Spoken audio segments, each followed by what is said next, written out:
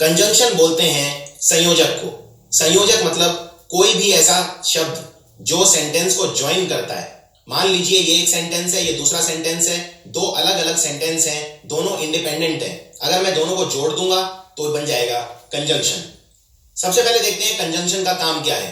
Conjunction कोई भी ऐसा शब्द है जो सेंटेंसेस को जोड़ता है, जैसे एंड, और, बट। मान लीजिए मैं बोलता हूं कि मैं वेजिटेरियन हूं, सो आई एम वेजिटेरियन।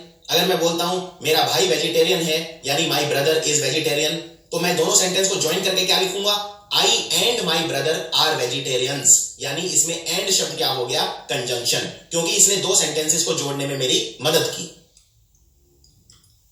अब एक एक करके सारे कंजंक्शन पे नजर डालते हैं। सबसे पहला कंजंक्शन है एंड। तो जैसा मैंने बताया, कोई भी दो सेंटेंस आप एंड से ज्वाइन कर सकते हो अगर दोनों एक ही तरह की बात करते हैं। इसमें आपको यह याद रखना है, एंड में एक ही तरह की बात करते हैं, ये आपको याद रखना है। अगर दोनों अलग अलग तरह की बात करते हैं तो आप एंड से ज्वाइन नहीं कर सकते।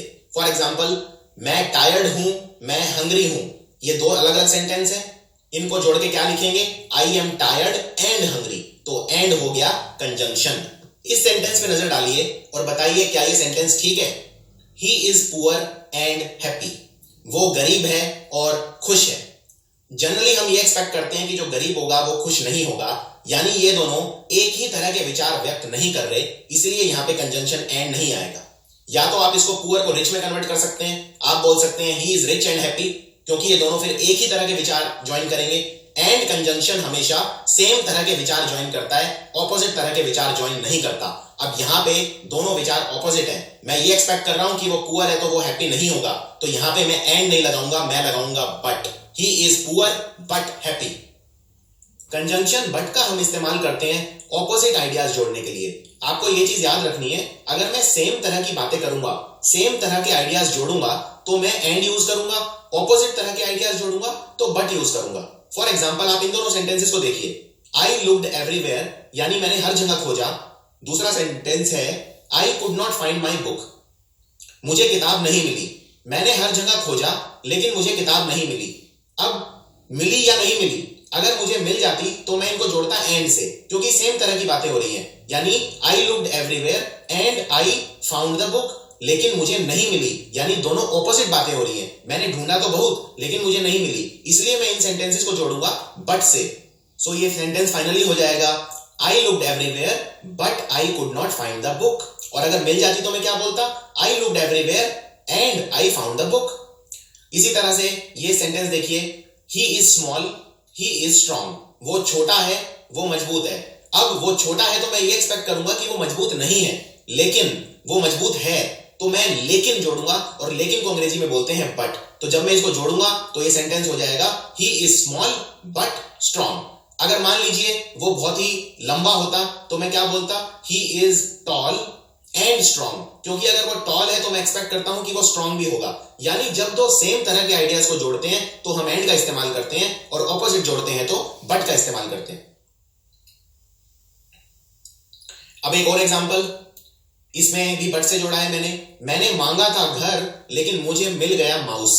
यानी I asked for a house I was given A mouse. अब मुझे इन दोनों सेंटेंसेस को जोड़ना है तो कैसे जोड़ूंगा, क्योंकि मुझे जो चीज चाहिए थी वो नहीं मिली, तो मैं बोलूंगा लेकिन। यानी मैंने मांगा था घर लेकिन मुझे मिल गया माउस, तो मैं जोड़ूंगा लेकिन यानी बट से। अगला कंजंक्शन है और एक बहुत इंपॉर्टेंट कंजंक्शन है सेंटेंस करेक्शन के लिए। और का मतलब होता है या, हिंदी में इसको बोलते हैं या। जब आपके पास कोई चॉइस दी होती है तब आप यूज करते हैं और। फॉर एग्जाम्पल, आप चाय लेंगे या कॉफी, सो आप बोलेंगे would you like to have coffee और टी। आप सही हैं या गलत, आर यू राइट और रॉन्ग। सो फॉर एग्जाम्पल, दो सेंटेंस देखिए। पहला सेंटेंस है हम मूवी चल सकते हैं, we can go to the movies. और दूसरा है हम घर पर रुक सकते हैं, we can stay at home. अब आपके पास चॉइस है, क्या चॉइस है कि आप या तो मूवी जा सकते हैं या घर पे बैठ सकते हैं। तो इन दोनों सेंटेंस को मुझे ज्वाइन करना है, ज्वाइन करके मुझे एक सेंटेंस बनाना है। तो मैं क्या बनाऊंगा, we can go to the movies और we can stay at home, तो मैं और का इस्तेमाल करूंगा। इसी तरह से अगला sentence, should I have my bath should I have dinner, क्या मैं नहाऊं या मैं डिनर करूं। इन दोनों सेंटेंस को जोड़ने की कोशिश कीजिए खुद से। तो इन दोनों सेंटेंस को जोड़ेंगे तो क्या होगा, should I have my bath और डिनर। अब मैं कवर करता हूं कुछ ऐसे कंजंक्शन जिनमें बहुत ज्यादा कंफ्यूजन लोगों को होती है, लेकिन ये कंफ्यूजन मैं हमेशा के लिए दूर कर दूंगा। 3 शब्द हैं, एक होता है सो, एक होता है देन और एक होता है एज। अब देखते हैं इन तीनों में क्या क्या फर्क है और इनको इस्तेमाल किस तरह से किया जाता है। अब हम देखते हैं सबसे पहले अंग्रेजी में सो का इस्तेमाल किस तरह किया जाता है। सो हम तब यूज करते हैं, इस बात पे ध्यान देना है आपको। देखिए, हम कंजंक्शन पढ़ रहे हैं, यानी कंजंक्शन 2 सेंटेंस को जोड़ता है। अब मैं 2 सेंटेंस को सो से कब जोड़ूंगा, मैं कब यूज करूंगा सो शब्द। सो मैं तब यूज करूंगा जब पहला वाला सेंटेंस दूसरे वाले सेंटेंस का कारण बनेगा, तब मैं यूज करूंगा सो। यानी कि दूसरे वाला सेंटेंस जो हो रहा है वो पहले वाले की वजह से हो रहा है। फॉर एग्जाम्पल, मेरी दादी मां घर आ रही हैं मुझसे मिलने, ये है पहला सेंटेंस। और दूसरा सेंटेंस है मुझे घर जाना पड़ेगा जल्दी। अब आप जानते हैं क्योंकि आपकी दादी मां घर आ रही हैं इसीलिए आपको जल्दी जाना पड़ेगा। यानी पहला दूसरा जो सेंटेंस है I have to go home early, इसका कारण क्या है, पहला सेंटेंस। यानी दूसरे वाला सेंटेंस एग्जिस्ट ही नहीं करता अगर पहले वाला सेंटेंस नहीं होता। इस कंडीशन में मैं इनको ज्वाइन करूंगा सो से, तो आप बोलेंगे my grandmother is coming to visit so I have to go home early. इसी तरह ये 2 सेंटेंस देखिए, I did not study I failed my test, मैं पढ़ा नहीं, दूसरा सेंटेंस है मैं फेल हो गया। अब आप जानते हैं आप फेल क्यों हुए, क्योंकि आपने मेहनत नहीं की, आप पढ़े नहीं। यानी दूसरे वाला सेंटेंस का कारण क्या है, पहले वाला सेंटेंस, इसलिए इनको ज्वाइन करने में आप यूज करेंगे सो। तो ये सेंटेंस बन जाएगा I did not study so I failed my test. So I hope अब आपको सो क्लियर हो गया होगा। जब 2 सेंटेंस होते हैं, दूसरे वाला सेंटेंस पहले वाले की वजह से होता है, तब हम यूज करते हैं सो। एक और एग्जांपल देखते हैं। सेंटेंस है आई मिस्ड माई बस, मतलब मेरी बस छूट गई। I was late for school, मैं स्कूल में लेट हो गया। अब सीधी सी बात है, मेरी बस छूट गई इसीलिए मैं स्कूल के लिए लेट हो गया। तो इन दोनों को ज्वाइन करके लिखना है, तो कैसे लिखूंगा, आई missed my bus so I was late for school. अब देखते हैं दूसरी बहुत इंपॉर्टेंट कंजंक्शन जिसमें हर कोई कंफ्यूज होता है, जिसको बोलते हैं एज। अब देखिए एज कब यूज करते हैं, जब 2 चीजें एक ही साथ घटित हो रही होती हैं, एक साथ हो रही होती हैं, तब मैं यूज करूंगा as. For example, I saw my sister I was living, जब मैं घर से निकल रहा था तब मैंने अपनी बहन को देखा। अब मुझे ये 2 सेंटेंस ज्वाइन करने हैं। अब ये दोनों काम एक ही साथ हो रहे हैं। जैसे ही मैं घर से निकला, सामने से मेरी बहन आ रही थी और मैंने उसे देखा। सो आप इसको कैसे जोड़ेंगे, आप बोलेंगे I saw my sister as I was living, यानी जैसे ही मैं घर से निकला, सामने से मैंने अपनी बहन को देखा। इसी तरह से मान लीजिए अगर आप ये सेंटेंस देखते हैं, आई was playing the piano my mother was cooking, यानी उस समय मैं पियानो बजा रहा था और मेरी मम्मी खाना बना रही थी। दोनों के दोनों काम एक ही वक्त हो रहे थे, तो मैं इनको जोड़ूंगा किससे, एज से। यानी I was playing the piano as my mother was cooking.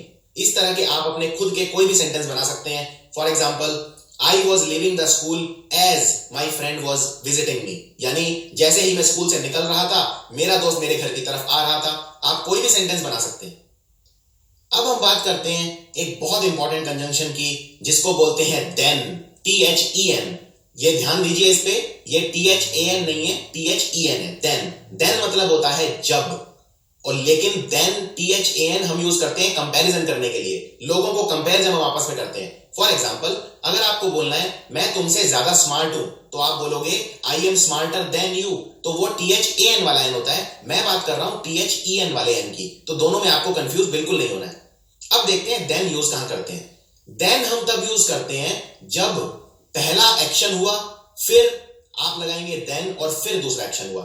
यानी जब 2 एक्शन होते हैं और एक दूसरे के बाद होता है, तब यूज करते हैं देन। और एज मैंने कहां यूज किया था, एज मैंने यूज किया था जब 2 काम एक साथ होते हैं। लेकिन देन के अंदर एक काम पहले होता है, दूसरा बाद में होता है। For example, I finished my homework I cleaned my room, पहले मैंने अपना होमवर्क किया, बाद में मैंने अपना रूम साफ किया। अब मुझे इन दोनों को ज्वाइन करना है, तो कैसे करूंगा, I finished my homework then I cleaned my room. तो इस तरह से पहले काम जो हुआ, दूसरे काम जो हुआ, उसमें आप यूज करेंगे देन। जैसे फॉर एग्जाम्पल, पहले मैंने बर्गर खाया, फिर मैंने एक केक खाया, तो इसमें आप क्या लिखेंगे, I ate a burger then a slice of cake. पहले बर्गर खाया फिर स्लाइस ऑफ केक खाया। तो एक बार फटाफट रिवाइज कर लेते हैं, इससे हम आगे बढ़े, क्योंकि आगे जब हम बढ़ेंगे तो काफी टफ चीजें डिस्कस करेंगे, इसलिए पहले एक बार फटाफट रिवाइज कर लेते हैं। सो मैंने तब यूज किया था जब एक सेंटेंस जो पहले वाला सेंटेंस है उसकी वजह से दूसरा सेंटेंस होता है तब। एज मैंने तब यूज किया था जब दो एक्शन एक साथ होते हैं तब। और देन मैं तब यूज करता हूं जब एक के बाद एक्शन होते हैं तब। अब हम आते हैं इस चैप्टर के सबसे इंपॉर्टेंट पार्ट पे, जिसको बोलते हैं कोरिलेटिव कंजंक्शन। कोरिलेटिव मतलब नाम से ही पता चल रहा है एक दूसरे के रिलेटिव है। रिलेटिव मतलब एक दूसरे के रिश्तेदार हैं, रिलेटिव हैं। अब कोरिलेटिव कंजंक्शन क्या होता है? ये हमेशा साथ आते हैं। जैसे कोई रिश्तेदार हमेशा साथ रहता है आपके, ये भी हमेशा साथ रहते हैं। तो ये कौन कौन से हैं? सबसे पहले होता है बोथ और एंड, दूसरा either or, neither nor, hardly when, if then, not only but also, rather than, scarcely when, whether or, no sooner then.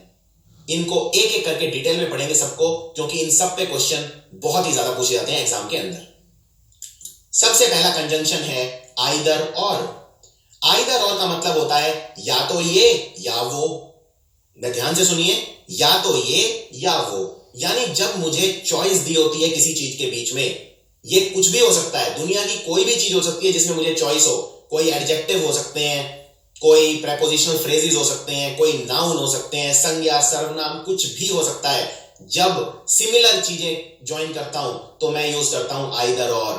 For example, अब ये सेंटेंस को ध्यान से देखिए। एक व्यक्ति या तो खूबसूरत हो सकता है या बदसूरत हो सकता है, तो मैं क्या बोलूंगा? A person can be either pretty और अगली। क्योंकि इसमें चॉइस किसके बीच में है? प्रेटी या अगली, खूबसूरत या बदसूरत, तो मैं यूज करूंगा आइदर और। इसी तरह से या तो हम घर में मिल सकते हैं या कॉफी शॉप में मिल सकते हैं, सो मैं यूज करूंगा I will see you either at home और इन द कॉफी शॉप। इसी तरह या तो तुम बस ले सकते हो या गाड़ी ले सकते हो, so you can either take bus or drive car. तो जहां भी मुझे दो चीजों के बीच में, सिमिलर चीजों के बीच में चॉइस दी जाती है, मैं यूज करता हूं आइदर और। इसका मतलब होता है या तो ये या वो। अब देखते हैं इसमें क्वेश्चन किस तरह से आते हैं और आपकी अंडरस्टैंडिंग कैसे डेवलप करनी है आइदर और के अंदर। अब मुझे यह बताइए, आप वीडियो को यहीं पॉज कर दीजिए और चेक कीजिए इन दोनों में से कौन सा ठीक है। और इस सेंटेंस का हिंदी में मतलब यह है, या तो मैं स्मार्ट हूं या मैं क्यूट हूं। क्यूट मतलब बोलते हैं मासूम को, मतलब जो बहुत अच्छा दिखता है उसको बोलते हैं क्यूट। तो या तो मैं क्यूट हूं या मैं स्मार्ट हूं। अब इसको कैसे लिखोगे? आई एम आइदर स्मार्ट और क्यूट या आइदर आई एम स्मार्ट और क्यूट। तो वीडियो को पॉज कर दीजिए और तुरंत इसका जवाब देने की कोशिश कीजिए, बाद में फिर आपको एक्सप्लेनेशन देखनी है। अब देखिए, बड़ा ही एक मैं आपको शॉर्टकट बताता हूं कि कैसे डिसाइड करें। एक ऐसा ट्राइंगल बना लीजिए छोटा सा, और उसके अंदर दो लाइनें ऐसे बना लीजिए, पूरा ट्राइंगल मत बनाइए। आप ये पूछिए कि चॉइस किसके बीच में है, क्योंकि जब मुझे दो चीजों के बीच में चॉइस मिलती है तब मैं लगाता हूं आइदर और। अब यहां पे चॉइस किसके बीच में है? चॉइस है या तो मैं स्मार्ट हूं या मैं क्यूट हूं। तो दो लाइनों के बीच में हमेशा ऑप्शन ऐसे लिख दीजिए, स्मार्ट और क्यूट। एक के ऊपर लगा दीजिए आइदर, दूसरे के ऊपर लगा दीजिए और। यानी सेंटेंस के अंदर क्या होगा? आइदर स्मार्ट और क्यूट। अब ऑप्शन को देखिए, आई एम आइदर स्मार्ट और क्यूट या आइदर आई एम स्मार्ट और क्यूट। इससे आपको पता चल गया आइदर स्मार्ट और क्यूट ये दिया है पहले वाले ऑप्शन में, यानी पहले वाला ऑप्शन आंसर है। आई एम आइदर स्मार्ट और क्यूट इज द आंसर। अब सवाल यह है कि दूसरे वाला गलत क्यों है? आइदर आई एम स्मार्ट और क्यूट गलत क्यों है? यह गलत इसलिए है क्योंकि इसका मतलब कुछ और निकल जाता है। अगर मैं बोलता हूं आइदर आई, तो ये आइदर आई मतलब या तो मैं या कोई और।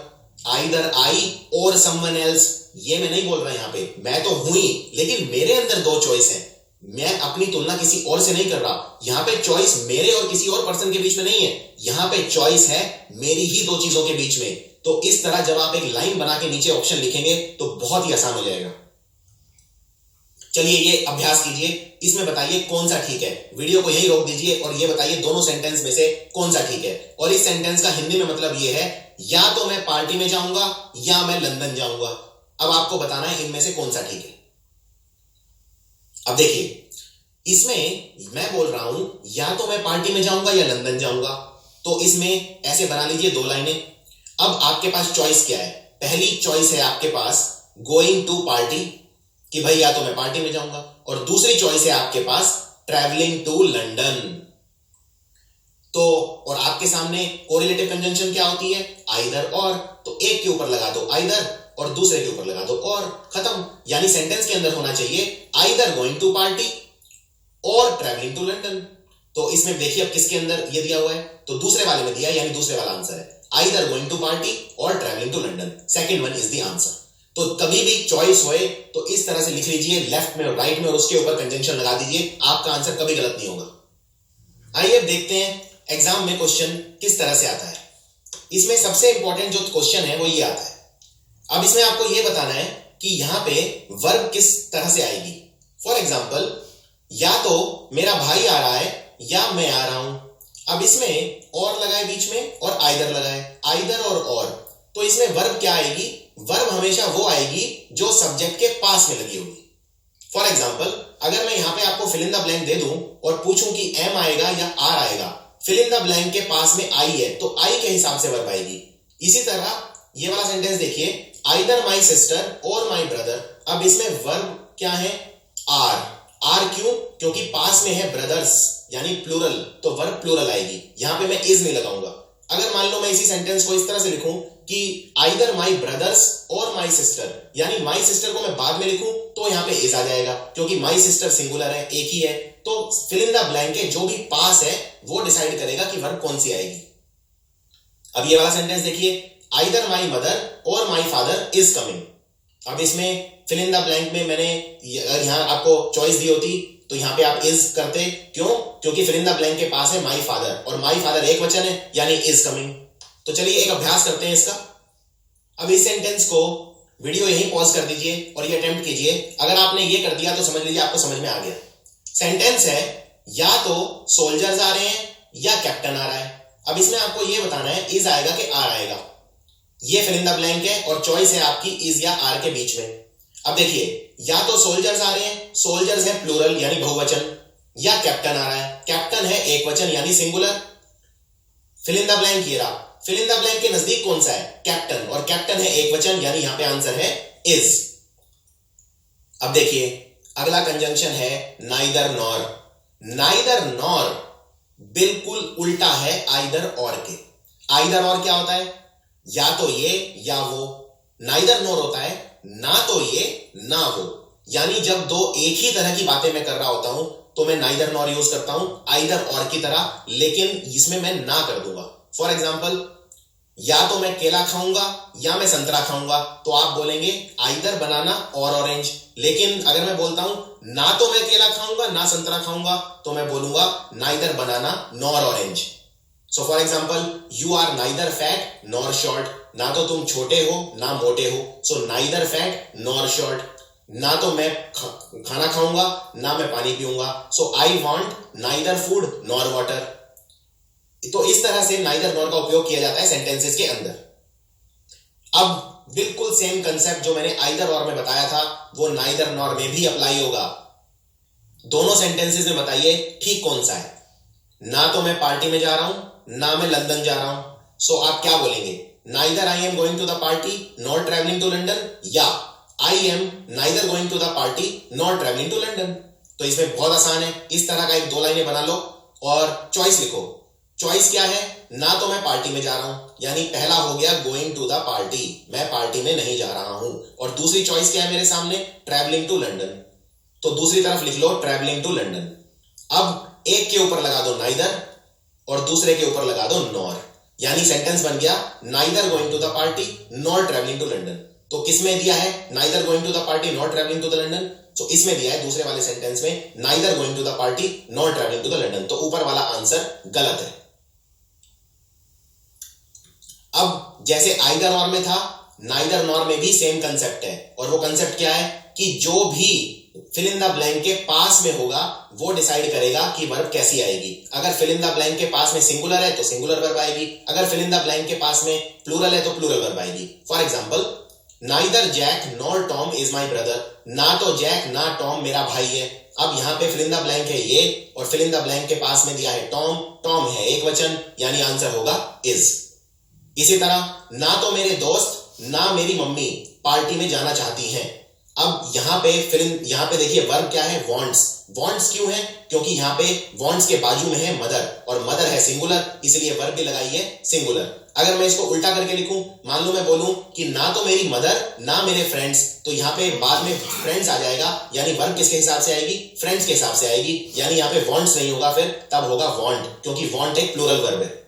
इसी तरह से ना तो वो आ रहा है ना उसके दोस्त आ रहे हैं। अब यहां पे बाद में क्या लिखा है? उसके दोस्त, और उसके दोस्त है बहुवचन, इसीलिए वर्ब भी लगी है आर ना कि इज, तो वर्ब भी बहुवचन लगी है। यानी वर्ब किसके हिसाब से लगेगी? जो बाद में आएगा या जो बिल्कुल फिल इन द ब्लैंक के पास में आएगा, जहां पे वर्ब लगनी है वो डिसाइड करेगा। तो यहां पे आर के बाजू में हिज फ्रेंड्स है, यानी हिज फ्रेंड डिसाइड करेंगे कि यहां पे आर आएगा। तो वर्ब की चॉइस जब हमें करनी होती है तो ये हमेशा याद रखना होता है।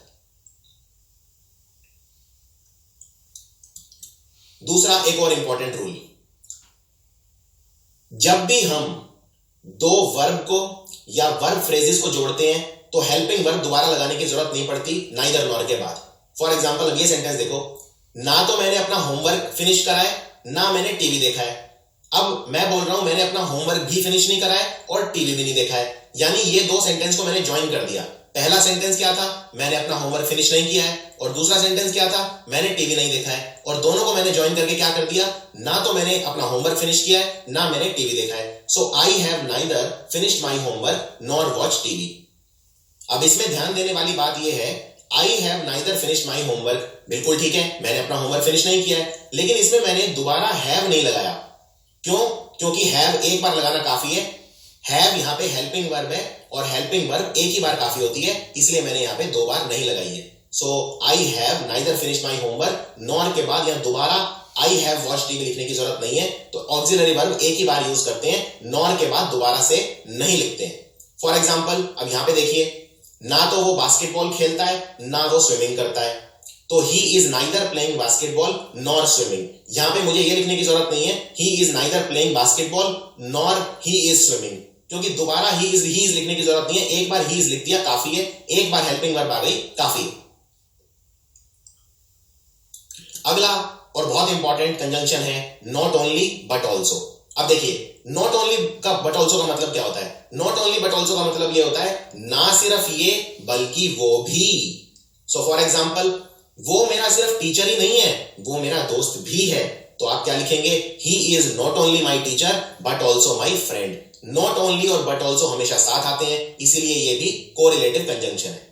For example, she not only cook dinner but also washed dishes yesterday, यानी ना तो उसने सिर्फ खाना बनाया बल्कि उसने कल बर्तन भी मांज दिए, यानी उसने दो दो काम किए। तो जब दो चीजें आप दिखाते हैं तो हमेशा नॉट ओनली बट ऑल्सो का इस्तेमाल किया जाता है।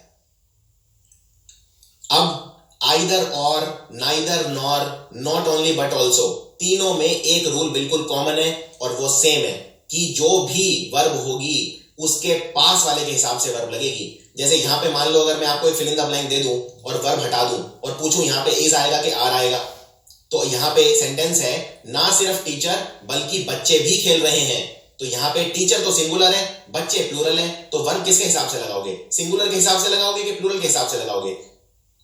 अब यहां पे टीचर है सिंगुलर, स्टूडेंट्स है प्लूरल, और यहां पे वर्ब आपको बताना है कौन सी लगेगी, तो स्टूडेंट्स के हिसाब से लगेगी कि टीचर के हिसाब से लगेगी?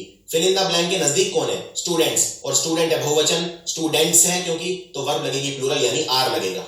इसी तरह से ना सिर्फ मेरे भाई आ रहे हैं बल्कि मेरी बहन भी आ रही है, तो आप क्या लिखेंगे? Not only my brothers but also my sister is, यहां पे आर नहीं आएगा। क्यों? क्योंकि यहां पे जो वर्ब आएगी उसके नजदीक है माई सिस्टर, और माई सिस्टर एक है, एक वचन, यानी यहां पे इज आएगा, आर नहीं आएगा। अब देखते हैं बोथ और एंड। बोथ और एंड एक जैसी चीजें ज्वाइन करने के लिए यूज होता है। बोथ जो होता है इसका हिंदी में मतलब होता है दोनों। मान लीजिए मैं बोलता हूं मेरे दोनों दोस्त आ रहे हैं, तो मैं बोलूंगा both of my friends are coming. और एंड का मतलब होता है और, तो ये दिखाते हैं ये भी और वो भी। फॉर एग्जाम्पल, मैं दोनों खेलता हूं, मैं बेसबॉल भी खेलता हूं और सॉकर यानी कि फुटबॉल भी खेलता हूं, तो मैं क्या बोलूंगा? आई play both baseball and soccer. याद रखिए बोथ के साथ एंड आएगा, एंड के अलावा कुछ नहीं आएगा। अगर एंड के अलावा कुछ दे दिया तो सेंटेंस गलत हो जाएगा। फॉर एग्जाम्पल, अगर मैं यहां पे एंड को हटा के लेट से मैं लिख दूं एज वेल एज, तो क्या ये सेंटेंस ठीक हो जाएगा कि भाई मैं रोज बेसबॉल भी खेलता हूं और सॉकर भी खेलता हूं, so I play both baseball as well as soccer? नहीं, ये गलत हो जाएगा। एज वेल एज नहीं लगा सकता, बोथ के साथ एंड ही आएगा। फॉर एग्जाम्पल, मुझे ग्रामर में और रीडिंग में प्रॉब्लम है, तो मैं बोलूंगा I have been having trouble with both grammar and reading. और एक बात और याद रखनी है, बोथ और एंड के साथ हमेशा प्लूरल वर्ब आती है, सिंगुलर नहीं आती। इसमें वो वाला रूल अप्लाई नहीं होगा कि फिर इन द ब्लैंक के जो नजदीक आया, इसमें वर्ब हमेशा प्लूरल आएगी। प्लूरल क्यों आएगी? क्योंकि यहां पे एंड लग गया, और जहां पे एंड लगता है वहां पे एक और एक मिलकर दो हो जाते हैं, यानी प्लूरल हो जाते हैं। तो यहां पे ग्रामर अकेली थी एक वचन, रीडिंग अकेली थी, लेकिन ग्रामर और रीडिंग तो बहुवचन हो गए। ये एक एग्जाम का क्वेश्चन है, ये 2 साल पहले आज से एग्जाम में पहले आया था। अब बताइए ये सेंटेंस ठीक है कि गलत है? I like both apples as well as oranges. मुझे एप्पल भी पसंद है और मुझे ऑरेंजेस भी पसंद है, सेब भी पसंद है, संतरे भी पसंद है। तो क्या मैं ऐसे लिख सकता हूं I like both apples as well as oranges? नहीं लिख सकता। क्यों? क्योंकि मुझे बोथ के साथ एंड लगाना है, एज वेल एज नहीं लगा सकता। तो इसका आंसर होगा आई like both apples and oranges. चलिए अब आपको एक सेंटेंस दिखाता हूं। इसमें मैं पहले आपको रूल नहीं बताऊंगा, पहले सेंटेंस दिखाऊंगा जिससे आप थोड़ा सोचने पे मजबूर हो जाए। मैं चाहता हूं आप सोचें। वीडियो पॉज कर दीजिए यहीं पे और ये सेंटेंस देखिए और बताइए क्या ये सेंटेंस ठीक है। सेंटेंस है हिस्ट्री क्लास 8 से 11 बजे के बीच में है। The history class is between 8 AM to 11 AM। 3 घंटे की हिस्ट्री क्लास है 8 से 11 बजे के बीच में। The history class is between 8 AM to 11 AM। बताइए ये ठीक है या गलत है? इससे पहले ये करें, एक रूल बता देता हूं, उसके बाद ये आप फटाफट सॉल्व कर देंगे। ये सेंटेंस गलत है वैसे। अब देखते हैं गलती क्या है। जब भी आपको किसी चीज के बीच में अंतराल बताना होता है, यानी ड्यूरेशन बतानी होती है, तो आप यूज करते हैं ये 2 तरीके। या तो बोलिए फ्रॉम टू या बोलिए बिटवीन एंड। फॉर एग्जाम्पल, मेरी छुट्टियां सोमवार से बुधवार तक हैं, तो मैं बोलूंगा the holidays are from Monday to Wednesday. From के साथ लगता है टू और बिटवीन के साथ लगता है एंड। मैं ये भी बोल सकता हूं the holidays are between Monday and Wednesday. Between के साथ एंड लगता है, फ्रॉम के साथ टू लगता है। अब लौटते हैं अपने सेंटेंस के ऊपर। अब हमने रूल देख लिया है क्या है। अब बताइए ये ठीक है या गलत है। The history class is between 8 AM to 11 AM। तो ये गलत है। क्यों? क्योंकि बिटवीन के साथ क्या लगता है, टू या एंड? बिटवीन के साथ लगता है एंड। तो इसको ठीक करने के 2 तरीके हैं। या तो लिखो the history class is between 11 AM and 8 AM and 11 AM, या फिर बिटवीन को चेंज कर दो, टू को लगा रहने दो, क्योंकि टू के साथ क्या लगता है, फ्रॉम, तो बिटवीन को कर दो फ्रॉम। तो इसको चेंज करने के 2 तरीके हैं और वो दोनों हैं ये, the history class is between 8 AM and 11 AM, या the history class is from 8 AM to 11 AM। From के साथ लगता है टू, बिटवीन के साथ लगता है एंड, और 2 तरीकों से लिखा जा सकता है इसको। तो दोनों तरीके हैं ये, और इन पे काफी फ्रीक्वेंटली एग्जाम में क्वेश्चन आते हैं। अब हम बात करते हैं नेगेटिव कंजंक्शन की तरफ। तो 2 तरह के कंजंक्शन होते हैं, एक पॉजिटिव कंजंक्शन, एक नेगेटिव कंजंक्शन। और इनको अच्छे से समझ लीजिए, क्योंकि अगर ये कंजंक्शन अच्छे से समझ में नहीं आए तो बाद में सेंटेंस रीअरेंजमेंट यानी पैरा जंबल अच्छे से समझ में नहीं आएगा। क्योंकि पैरा जंबल के अंदर अगर ग्रामर के कंसेप्ट क्लियर नहीं है तो समझना बहुत मुश्किल है। नेगेटिव कंजंक्शन हम यूज करते हैं जब अनएक्सपेक्टेड रिजल्ट आता है। अनएक्सपेक्टेड मतलब जिस रिजल्ट को कोई भी एक्सपेक्ट नहीं कर रहा था, अनप्रिडिक्टेबल एकदम, तब हम यूज करते हैं नेगेटिव कंजंक्शन। फॉर एग्जाम्पल, ये 2 सेंटेंस देखिए। आई वर्कड हार्ड, यानी मैंने बहुत मेहनत की, मैंने बहुत हार्ड वर्क किया। आई वर्कड हार्ड मतलब मैंने बहुत मेहनत की। और दूसरा सेंटेंस है मैं फेल हो गया। अब आपने अगर मेहनत बहुत ज्यादा की तो आप फेल कैसे हो गए, यानी ये एक अनएक्सपेक्टेड रिजल्ट है, यानी 2 बिल्कुल उल्टी बातें हैं। इसलिए मैं कंजंक्शन कैसा यूज करूंगा, इन 2 सेंटेंस को अगर मुझे जोड़ना है तो मैं कैसे जोड़ूंगा, मैं नेगेटिव कंजंक्शन से जोड़ूंगा। सो ये है नेगेटिव कंजंक्शन जो सबसे ज्यादा यूज करते हैं। एक है इन स्पाइट ऑफ, दूसरा है डेस्पाइट, तीसरा है ऑल्दो, चौथा है हावेवर। ये सारे के सारे उल्टे तरह की चीजें बताते हैं, यानी कि सेंटेंस, ऐसे सेंटेंस को जोड़ते हैं जिनमें अनएक्सपेक्टेड रिजल्ट हो। तो आप कुछ भी यूज कर सकते हैं चारों में, चारों को बस थोड़ा सा यूज करने का तरीका अलग अलग है, बाकी आप चारों यूज कर सकते हैं। For example, despite working hard I failed. Hard work करने के बावजूद, डेस्पाइट का मतलब होता है बावजूद, इन स्पाइट ऑफ का मतलब भी होता है बावजूद। So in spite of working hard I failed. इसी तरह मैं ऑल्दो भी यूज कर सकता हूं। ऑल्दो का मतलब although I worked hard I failed, यानी यूं तो मैंने बहुत मेहनत की लेकिन मैं फेल हो गया, यानी ऑल्दो भी यूज करते हैं नेगेटिव कंजंक्शन की तरह। या आप ये भी बोल सकते हैं I worked hard however I failed, मैंने बहुत मेहनत की लेकिन उसके बावजूद मैं फेल हो गया, तो हाउएवर भी एक नेगेटिव कंजंक्शन है। सो नेगेटिव कंजंक्शन के कुछ और एग्जांपल देखते हैं। She used to call me tiny although I was as tall as she was, वो मुझे छोटू बुलाती थी, बोना या टाइनी बुलाती थी, ऑल्दो मतलब जबकि मैं उसके ही जितना लंबा था, यानी ये दोनों सेंटेंस अलग अलग तरह की बात कर रहे हैं। अलग अलग मतलब वो मुझे टाइनी बुलाती थी, मैं लंबा था उसके बावजूद टाइनी बुलाती थी, यानी कि अनएक्सपेक्टेड रिजल्ट है, उसे ऐसा नहीं बुलाना चाहिए था, यानी मैं यूज करूंगा नेगेटिव कंजंक्शन, तो मैं ऑल्दो यूज करके ज्वाइन कर सकता हूं। इसी तरह से there 3 more nuclear stations were built despite या in spite of wide spread opposition, इतना ज्यादा ऑपोजिशन हुआ उसके बावजूद 3 नए न्यूक्लियर स्टेशन बन गए, बावजूद यानी डेस्पाइट या इन स्पाइट ऑफ। इसी तरह दो, इवन दो और ऑल्दो, ये भी मैं यूज कर सकता हूं। जैसे even though I have a degree in business administration I can't fill a tax form, मेरे पास बिजनेस एडमिनिस्ट्रेशन की डिग्री है, एमबीए की डिग्री है, उसके बावजूद मैं एक टैक्स का फॉर्म भी नहीं भर सकता, यानी अगेन नेगेटिव कंजंक्शन है, तो मैं यूज करूंगा इवन दो। तो आप कोई भी कंजंक्शन यूज करके ज्वाइन कर सकते हैं, बस थोड़ा सा लिखने का तरीका अलग अलग होगा। इसी तरह वेयर एज और वाइल, ये भी नेगेटिव कंजंक्शन होते हैं। जैसे doctor salaries have Ryzen considerably while या वेयर एज नर्सेज पे हैव ड्रॉप्ड, डॉक्टर्स की सैलरी तो बहुत बढ़ गई है लेकिन नर्सेज की सैलरी बिल्कुल नहीं बढ़ी है, तो आप यूज करेंगे तो डॉक्टर की बढ़ गई है यानी कुछ पॉजिटिव है, नर्सेज की नहीं बढ़ी है यानी नेगेटिव है, यानी दोनों सेंटेंस अलग अलग बातें कर रहे हैं, यानी अनएक्सपेक्टेड रिजल्ट है, यानी वेयर एज या वाइल में यूज कर सकता हूं। इसी तरह 2 नेगेटिव कंजंक्शन और हैं, हावेवर हम देख ही चुके हैं, हावेवर हम कब यूज करते हैं, अगेन दोनों जब चीजें अलग अलग है। For example prices have been rising, it is unlikely however that this increase is going to continue for long, price बढ़ रहे हैं लगातार लेकिन यह कहना मुश्किल है कि ऐसा कब तक चलेगा, तो यहां पे मैं हावेवर लगा सकता हूं, दोनों ऑपोजिट अनएक्सपेक्टेड रिजल्ट है। इसी तरह से नेवरदलेस, नेवरदलेस का भी यही मतलब होता है कि जब 2 सेंटेंसेस में ऑपोजिट तरह की बात होती है, unexpected result. For example it is a growing competition, यानी कंपटीशन बहुत ज्यादा है, nevertheless thousands of runners take part every year, उसके बावजूद यानी कि कंपटीशन की परवाह कोई नहीं कर रहा, हजारों रनर हर साल दौड़ते हैं उसके बावजूद, यानी नेवरदलेस। तो नेवरदलेस का मतलब भी होता है बावजूद, डेस्पाइट का मतलब भी होता है बावजूद, और इन स्पाइट ऑफ का मतलब भी होता है बावजूद। अब बात करते हैं पॉजिटिव कंजंक्शन की, यह बिल्कुल उसका उल्टा है, यानी पॉजिटिव कंजंक्शन के अंदर एक्सपेक्टेड रिजल्ट आएगा, जो हर कोई एक्सपेक्ट कर रहा था, यह बिल्कुल नेगेटिव कंजंक्शन का उल्टा है। फॉर एग्जांपल ये 2 सेंटेंस देखिए, मैंने मेहनत बहुत की, आई वर्कड हार्ड का सेंटेंस है, मैं क्लास में टॉप कर गया, मैं नंबर 1 आया, तो ये एक्सपेक्टेड है, अगर आप इतनी मेहनत करेंगे तो क्लास में टॉप आएंगे।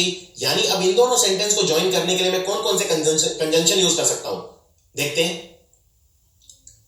सबसे पहले मैं यूज करूंगा सो हम देख चुके हैं, सो हम कब यूज करते हैं, जब दूसरे वाली चीज पहले वाली की वजह से हो रही होती है, तब हम यूज करते हैं सो। तो यहां पे मैं टॉप क्यों किया, क्योंकि मैंने मेहनत की, सो आप बोलेंगे I worked hard so I top the class, I worked hard therefore I top the class, तो सो की जगह देयरफॉर भी यूज कर सकते हैं। I top the class as I had worked hard, मैंने क्लास में टॉप किया क्योंकि मैंने बहुत मेहनत की, तो आप यहां पे एज लगा सकते हैं, यहां पे आप बिकॉज भी लगा सकते हैं, because I had worked hard.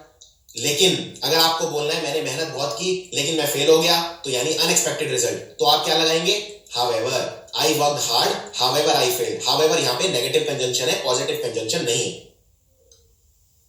अब हम बात करते हैं एक और बहुत इंपॉर्टेंट कंसेप्ट की तरफ, जिसको बोलते हैं सो और दैट, ये कोरिलेटिव कंजंक्शन है, हमेशा साथ आते हैं। फॉर एग्जांपल आपको बताना है क्या ये सेंटेंस ठीक है, मेरे को बोलना है मैं बहुत स्मार्ट हूं, आई एम सो स्मार्ट, क्या ये ठीक है, ये सेंटेंस गलत है। क्यों गलत है, क्योंकि सो के साथ हमेशा दैट आता है, तो मैं क्या बोलूंगा, I am so smart that I don't even need to study, मैं इतना स्मार्ट हूं कि मुझे पढ़ने की भी जरूरत नहीं है। सो के साथ हमेशा दैट लगा के सेंटेंस को पूरा करना है, सो का मतलब होता है इतना। अब आप ये यहीं पे सेंटेंस खत्म नहीं कर सकते कि मैं इतना स्मार्ट हूं। अगर आप बोल रहे हैं कि मैं इतना स्मार्ट हूं तो फिर आपको ये भी तो बताना पड़ेगा कि आप कितने स्मार्ट हो। तो इसलिए सेंटेंस में सो के साथ इतना के साथ कितना यानी दैट भी आएगा। मैं इतना स्मार्ट हूं कि, तो यहां पे दैट का मतलब है कि मुझे पढ़ने की भी जरूरत नहीं है, तो सो के साथ हमेशा लगेगा दैट। इस बात का आपको ध्यान रखना है। अब बात करते हैं अगले कंजंक्शन की तरफ, पेयर, कोरिलेटिव कंजंक्शन, वेदर और। इसमें आपको यह याद रखना है, अगर और आएगा तो वेदर ही आएगा, लेकिन वेदर अकेले भी आ सकता है। मैं रिपीट करता हूं, वेदर और वैसे तो एक साथ आते हैं, लेकिन रूल ये है कि अगर और आएगा तो वेदर आएगा ही आएगा, और अगर वेदर आएगा तो जरूरी नहीं है और आए या ना आए, लेकिन जनरली वेदर और एक साथ ही आते हैं। और वेदर और कहां आते हैं? वेदर और वहां आते हैं जहां मेरे पास में कोई चॉइस होती है। फॉर एग्जाम्पल, मेरे पास चॉइस है कि मेरे पास दो रोड है, एक रोड ये है और दूसरा रोड ये है। मैं रोड ए लूं या रोड बी लूं, तो आप बोलेंगे it is my choice whether I take road A और रोड बी। तो यहां पे वेदर और एक साथ आए हैं, इसका मतलब मेरी चॉइस है वेदर, या तो मैं रोड ए लूंगा या बी लूंगा। और अगर आपको याद हो, कंजंक्शन में ये चॉइस और जगह पे भी आती है, जैसे आइदर और। आइदर और में भी मैं ये यूज कर सकता हूं, जैसे either I should take road A और रोड बी। जहां जहां वेदर आता है वहां वहां इफ भी आ सकता है। जैसे मैंने उससे पूछा कि क्या वो पार्टी में आ रही है। I asked her if she was coming to the party, भी ठीक है। I asked her whether she was coming to the party, भी ठीक है। दोनों ठीक है, वेदर भी आ सकता है, इफ भी आ सकता है। अब ये सेंटेंस बताइए, इसमें क्या आएगा? आई आस्क्ड हर कि क्या वो पार्टी में आ रही है या नहीं। आई आस्क्ड हर इफ या whether she was coming to the party और नॉट। अब यहां पे लेकिन थोड़ा सा मामला पलट जाएगा, थोड़ा सा डिफरेंट केस है ये। क्यों? पिछले और इस सेंटेंस में फर्क क्या है? इसके अंदर लग गया और नॉट, और के साथ आता है वेदर, क्योंकि वेदर और साथ आते हैं, यानी यहां पे इफ और वेदर दोनों नहीं आ सकते, यहां पे सिर्फ वेदर आएगा क्योंकि सेंटेंस के अंदर और आ गया है। आइए अब कुछ कॉमन एरर्स पे नजर डालते हैं कंजंक्शन में, जिन पे बहुत फ्रीक्वेंटली क्वेश्चन पूछे जाते हैं। सबसे पहला कंजंक्शन है अनलेस। अनलेस का मतलब होता है कोई कंडीशन दिखाना, कोई शर्त रखना। फॉर एग्जाम्पल, जब तक तुम मेरे साथ नहीं आओगे मैं नहीं जाऊंगा। Unless you do not come with me I will not go. यानी यहां पे उसने एक शर्त रख दी है कि अनलेस, जब तक तुम मेरे साथ नहीं आओगे तब तक मैं नहीं जाऊंगा। Unless you do not come with me I will not go. क्या ये सेंटेंस ठीक है या ये गलत है, ये आपको बताना है। वीडियो को यहीं रोक दीजिए और इसको ध्यान से देखिए सेंटेंस को, और बताइए ये ठीक है या गलत है। देखिए, अनलेस दिखाता है कोई शर्त, कोई कंडीशन। अनलेस के साथ कभी भी नॉट नहीं आता, ये आपको याद रखना है। तो सेंटेंस क्या हो जाएगा? Unless you come with me I will not go. मैं यहां पे ये नहीं बोलूंगा unless you do not come with me, क्योंकि अनलेस का मतलब भी होता है नॉट। अनलेस के अंदर नॉट इनबिल्ट होता है, अंदर निर्धारित होता है इसमें, इसलिए अलग से नॉट लगाने की जरूरत नहीं पड़ती। तो सेंटेंस होगा unless you come with me I will not go. अब एक और शब्द है जो शर्त लगाता है, शर्त, और वो है इफ। इफ का मतलब होता है यदि, हिंदी में बोलते हैं इफ को यदि। अब मैं इस सेंटेंस को ऐसे भी तो लिख सकता हूं, यदि तुम मेरे साथ नहीं आओगे तो मैं नहीं जाऊंगा, यानी अनलेस की बजाय मैं इफ भी लगा सकता हूं। बस फर्क सिर्फ इतना आ जाएगा, इफ के साथ नॉट आएगा, क्योंकि इफ के अंदर नॉट इनबिल्ट यानी अंदर बना हुआ नहीं होता है। तो आप बोलोगे if you do not come with me I will not go. लेकिन अगर आप मान लीजिए यहां इफ की बजाय अनलेस लिखते हो तो फिर आप डू नॉट नहीं लिखोगे, क्योंकि अनलेस के साथ नॉट नहीं आता। बस यही फर्क है इफ और अनलेस में, बाकी बिल्कुल सेम है। सो सेंटेंस हो जाएंगे unless you come with me I will not go, जब तक तुम मेरे साथ नहीं आओगे मैं नहीं जाऊंगा, या फिर if you do not come with me I will not go, यदि तुम मेरे साथ नहीं जाओगे तो मैं नहीं जाऊंगा। दोनों का मतलब एक है, लिखने का तरीका अलग अलग है। अगला शब्द होता है अनटिल। अनटिल और अनलेस में क्या फर्क है? अनटिल और अनलेस में यह फर्क है, अनटिल दिखाता है टाइम ना कि शर्त, अनलेस दिखाता है शर्त, अनटिल दिखाता है टाइम। फॉर एग्जाम्पल, अब ये वाला सेंटेंस देखिए, इसमें बताइए अनटिल आएगा कि अनलेस आएगा। हम तब तक काम नहीं करेंगे जब तक हमारी शर्तें मान नहीं ली जाती। अब यहां मैं बोल रहा हूं जब तक, यानी मैं एक टाइम की बात कर रहा हूं। जब तक आप मेरी शर्तें नहीं मानोगे, यानी कोई एक टाइम है, 4 दिन 5 दिन, हो सकता है मैं हड़ताल पर बैठा हूं और मैं कंपनी को बोल रहा हूं कि मेरी शर्तें मान लो मंगलवार तक, वरना मैं काम नहीं करूंगा। यानी यहां टाइम की बात हो रही है, यानी मैं यहां लगाऊंगा until।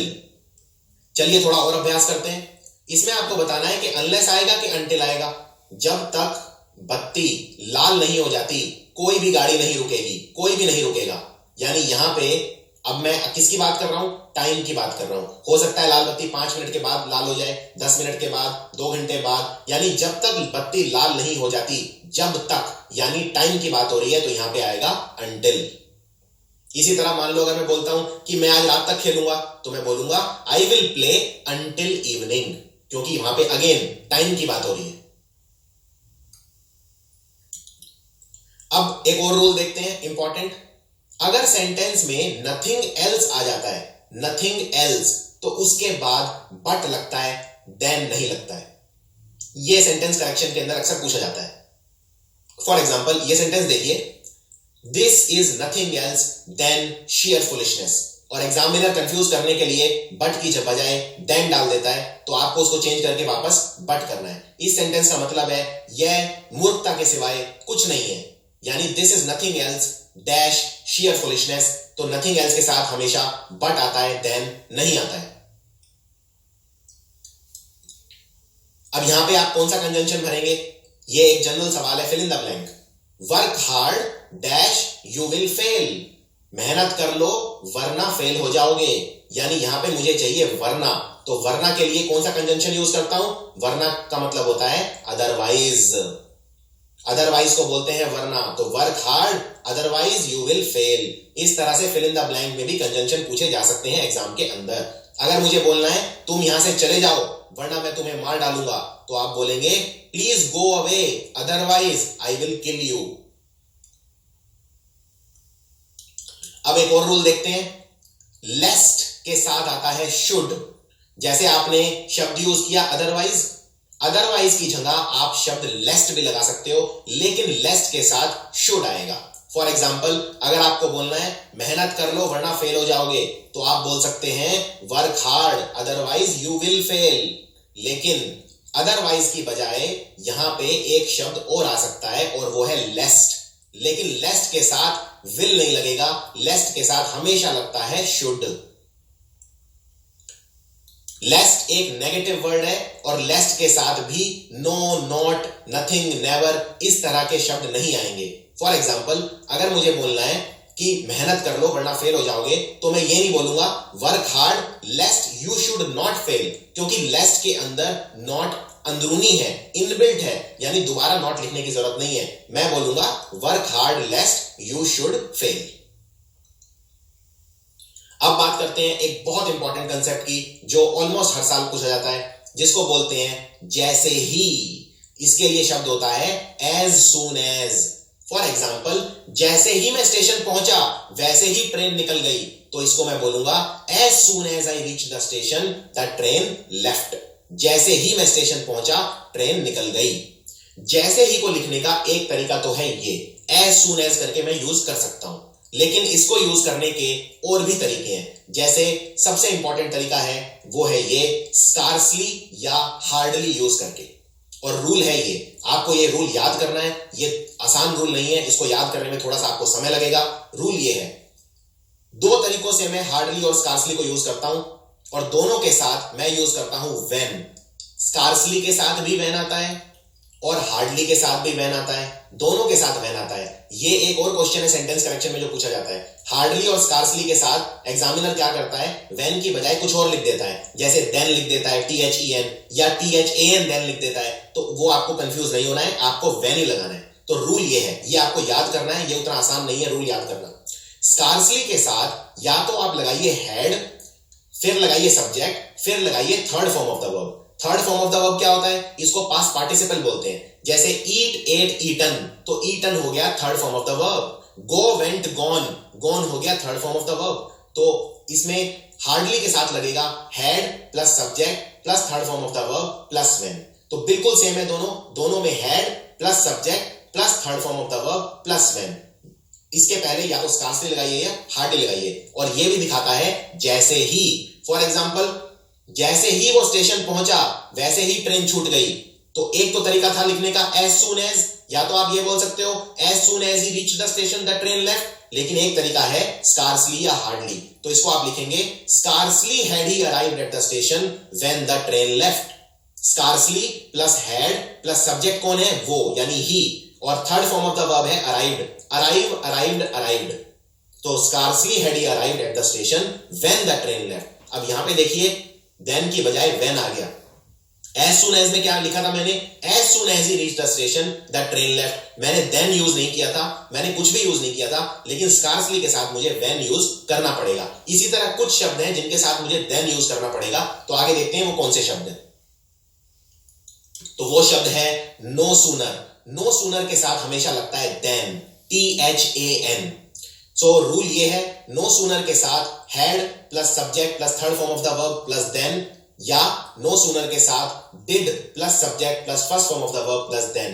did एक ऐसा शब्द होता है जिसके साथ first form of the verb लगता है, ये एक ग्रामर का यूनिवर्सल रूल है. फॉर एग्जांपल अगर आपको बोलना है कि मैंने काम किया, या मान लीजिए आपको बोलना है कि मैंने खत लिखा, तो आप बोलेंगे I did write a letter.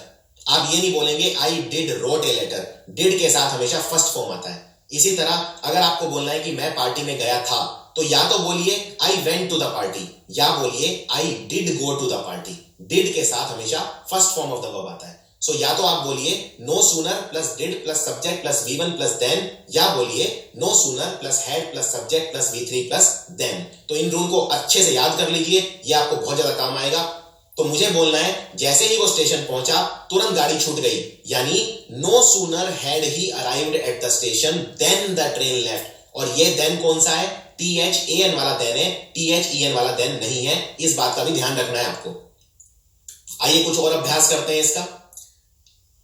Scarcely had I solved one problem when another popped up, यानी जैसे ही मैंने एक प्रॉब्लम सॉल्व की दूसरी मेरे सामने प्रकट हो गई, तो आप बोलेंगे scarcely had I solved one problem when another popped up. scarcely के साथ had, फिर सब्जेक्ट, फिर third form of the verb, तो ये बिल्कुल आसान है. और scarcely के साथ क्या लगता है, when.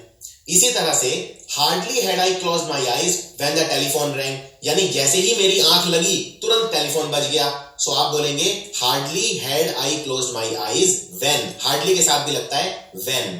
तो hardly plus had plus subject plus third form of the verb, तो ये आप रूल इसमें अप्लाई कर सकते हैं. बहुत ही आसान हो जाएगा आपके लिए. इसी तरह लिखने के नो सूनर के साथ भी आप इसको लगा सकते हैं. जैसे ही मैंने अपनी आंखें बंद की टेलीफोन की घंटी बज गई, तो आप नो सूनर के साथ भी लगा सकते हैं. तो दोनों रूल आप लगा सकते हैं. No sooner did I close my eyes, क्या ये ठीक है, तो ये गलत है. डिड के साथ लगता है first form of the verb, यहां पे मैंने लगा दिया सेकंड या third form of the verb. Closed नहीं, आपको लिखना है सिर्फ क्लोज. तो ये हो जाएगा no sooner did I close my eyes then the telephone rang. ये बिल्कुल ठीक है. क्लोज नहीं आएगा, क्लोज आएगा. डिड के साथ हमेशा फर्स्ट फॉर्म लगता है. तो इस तरह से एग्जाम में अक्सर क्वेश्चन पूछे जाते हैं. ये वाला देखिए, no sooner had I close my eyes then the telephone rang, तो ये बिल्कुल ठीक है. नो सूनर के साथ had plus subject plus third form of the verb. Had के साथ हमेशा थर्ड फॉर्म लगता है. इसी तरह से इसको आप ऐसे भी बोल सकते हैं, as soon as I closed my eyes the telephone rang, जैसे ही मैंने अपनी आंखें बंद की टेलीफोन बज गया. इसमें ना then की जरूरत है ना when की जरूरत है, क्योंकि as soon as के साथ ना then आता ना when. चलिए ये बताइए, वीडियो को कहीं रोक दीजिए और बताइए ये सेंटेंस ठीक है या गलत है. इसको ध्यान से पढ़िए. जैसे ही मैंने अपनी आंखें बंद की टेलीफोन बज गया. Hardly I had closed my eyes when the telephone rang, तो रूल अप्लाई कीजिए. तो ये सेंटेंस गलत है. हार्डली आई हैड नहीं, हार्डली हैड आई. हार्डली के साथ पहले हैड आता है, फिर सब्जेक्ट आता है, तो आई यहां पे बाद में आएगा, हैड पहले आएगा. इसी तरह ये बताइए क्या ये सेंटेंस ठीक है. Scarcely I had stepped out when it started raining, जैसे ही मैं घर के बाहर निकला बारिश होने लगी. तो स्कार्सली आई हैड नहीं, स्कार्सली के साथ भी आता है हैड प्लस सब्जेक्ट, यानी scarcely had I stepped out when it started raining. ये बताइए क्या ये सेंटेंस ठीक है. No sooner had I stepped out when it started raining, जैसे ही मैं घर के बाहर निकला बारिश होने लगी. तो ये गलत है, क्योंकि नो सूनर के साथ व्हेन नहीं आता, नो सूनर के साथ आता है देन, THAN. ये एग्जाम का क्वेश्चन है और काफी बार ये क्वेश्चन आते हैं. नो सूनर के साथ देन की बजाय कुछ और लगा देते हैं. इसी तरह स्कार्सली और हार्डली के साथ व्हेन आता है, तो वहां पे व्हेन की बजाय देन लगा देते हैं. तो ये आपको आइडेंटिफाई करना होगा. चलिए कुछ और अभ्यास करते हैं. दो सेंटेंस हैं, दोनों को ध्यान से देखो और बताओ क्या इनमें कोई गलती है। ये बहुत ज्यादा रिपीट होते हैं एग्जाम के अंदर। पहला सेंटेंस है because he work very hard therefore he comes first in the class. वो बहुत मेहनत करता है इसलिए क्लास में फर्स्ट आता है। अब इस सेंटेंस में गड़बड़ ये है कि दो दो कंजंक्शन यूज करे हुए हैं, बिकॉज और देयरफॉर, दोनों की जरूरत नहीं है, एक ही काफी है। या तो बोलो because he works very hard he comes first in the class, therefore हटा दो, या बिकॉज हटा दो। बोलो he works very hard therefore he comes first in the class. लेकिन दोनों की जरूरत नहीं है, बिकॉज और देयरफॉर दोनों की जरूरत नहीं है। जब आप दो सेंटेंस को ज्वाइन करते हो तो एक ही कंजंक्शन काफी है उन्हें ज्वाइन करने के लिए, दोनों की जरूरत नहीं है। तो दोनों में से कोई भी एक रख सकते हो, आंसर आ जाएगा। अगला सेंटेंस देखो, although he is a great person but he is not respected bye anyone. वो एक महान व्यक्ति है लेकिन उसका सम्मान कोई भी नहीं करता है। अब इसमें भी यही गलती की है इन्होंने, दो कंजंक्शन यूज कर रखे हैं, एक ऑल्दो और दूसरा बट। कोई भी एक हटा दो, या तो लिख लो he is a great person but he is not respected by anyone, या although he is a great person he is not respected by anyone। या तो although हटा दो या but हटा दो, आंसर आ जाएगा। आखिरी सवाल, इसमें बताना है आपको क्या गलती है। he has no other aim but to succeed in life। उसका जिंदगी में कोई मकसद नहीं है सिवाय उसे जिंदगी में सक्सेसफुल बनना है। he has no other aim but to succeed in life। तो याद रखिए जब भी सेंटेंस के अंदर अदर आ जाता है, अदर के साथ हमेशा आएगा देन, ना कि बट। तो यहां पे आंसर होगा he has no other aim than to succeed in life, THAN। दूसरा sentence, he has no one else to talk to except his wife। उसके पास बात करने के लिए उसकी पत्नी के अलावा कोई भी नहीं है। he has no one else to talk to except his wife। याद रखिए else के साथ जब भी सेंटेंस में else आ जाता है तो else के साथ हमेशा लगता है बट। तो यानी कि यहां पे गलती क्या है, यहां पे लगाया हुआ है एक्सेप्ट। तो आप बोलेंगे he has no one else to talk to but his wife। This is the answer. अब एक आखिरी सेंटेंस अटेम्प्ट करते हैं आज का। सेंटेंस है मैं भीख मांगने की बजाय मरना पसंद करूंगा, I would rather die but beg. तो इसमें क्या गलती है, रादर एक ऐसा शब्द है जिसके साथ हमेशा देन आता है, बट नहीं आता। तो आप बोलेंगे I would rather die than beg. तो ये है इसका सही आंसर। सो ये था पूरा चैप्टर कंजंक्शन का। इसमें जितने भी पॉसिबल क्वेश्चन हैं, जितने भी पॉसिबल रूल हैं, सारे बहुत ही डिटेल में कवर किए हैं।